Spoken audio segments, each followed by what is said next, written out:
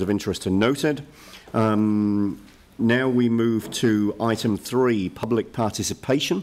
So this is the part of the meeting where any member of the public is able to address council on a matter of their choosing. And I would invite Peter Wakeman to the table to address us for 5 minutes on a matter of his choosing. Peter, good morning. Good morning, everybody. Thank you. I'm a mayoral candidate, and recent years, the press, along with other organisations, seem to have been limiting democratic choice for public forums. But this year, I noticed the Chamber of Commerce is funded by, along with other supporters, is funded by Orion. And I said to Orion, the Chief Executive Secretary, yesterday, I noticed that Orion is funding the Chamber of Commerce, who apparently put a little thing on their website to ask which mayoral candidates you'd like to hear from, and the press really didn't cover any policies that I'm aware of, so they're not really aware of it. And then I said, could I please speak to the Chief Executive? And the Chief Executive delegated someone else to call me. And we had a discussion, and I said all I wanted was the Chief Executive to call Orion, saying that we are a sponsor of the Canterbury Employers Chamber of Commerce, and we would feel uncomfortable if you only have 3 mayoral candidates, even though the press is sponsoring the event.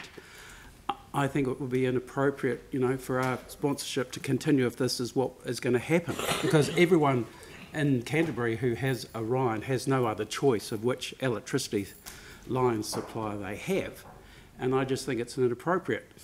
Then this individual, who was asked by the Chief Executive to call me, asked how much I was spending on my campaign.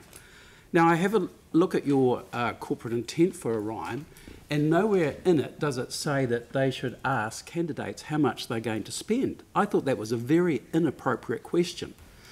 And the Chamber of Commerce manager did not return my calls. I spoke to the secretary. She said I will email all other candidates. Now, another time the Chamber of Commerce actually emailed candidates, I did answer questions and it appeared they didn't forward it on. I think the Chamber of Commerce, in my view, is bordering on a political organisation that I don't think the council should fund if it's about outcomes, because the last time I stood for mayor they had limited candidates as well, and one candidate, in my view, who was Councillor Lonsdale successfully, his funding, in my view, came from some ratepayers and, publicly supportive, to fund the central business district. So, and Darryl Park, he is involved in the central business district, which is fine, but the city is more than the central business district, and I think the Chamber of Commerce doesn't realise what's happening. So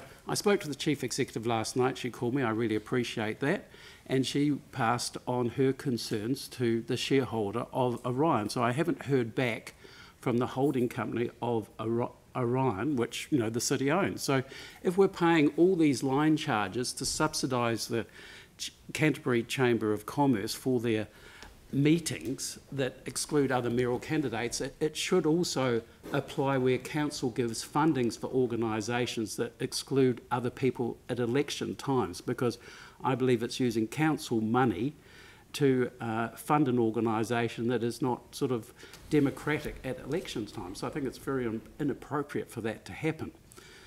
And the other matter, which is separate from that, is water. There seems to be a lot of confusion about water, and I think it would be helpful if the council website talked about areas where chlorine is likely to be required.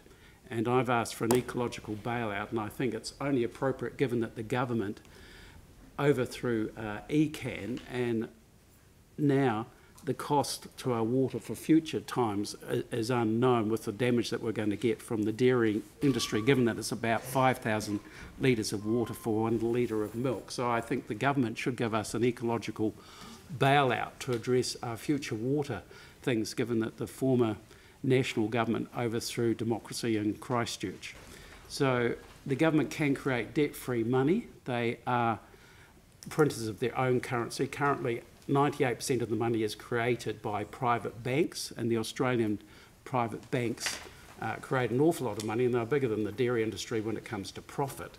So I think it's inherent that as we face climate change, having our water and food supply is an absolute must for the council, and I think people want surety that the council is in a financial position to give them water without creating poverty with our lines charges and our rates. So I really appreciate that. Thank you very much. Thank you, and that very neatly brings us to the end of the 5 minutes. Thank you very much indeed for joining us to make that presentation this morning. Thank you.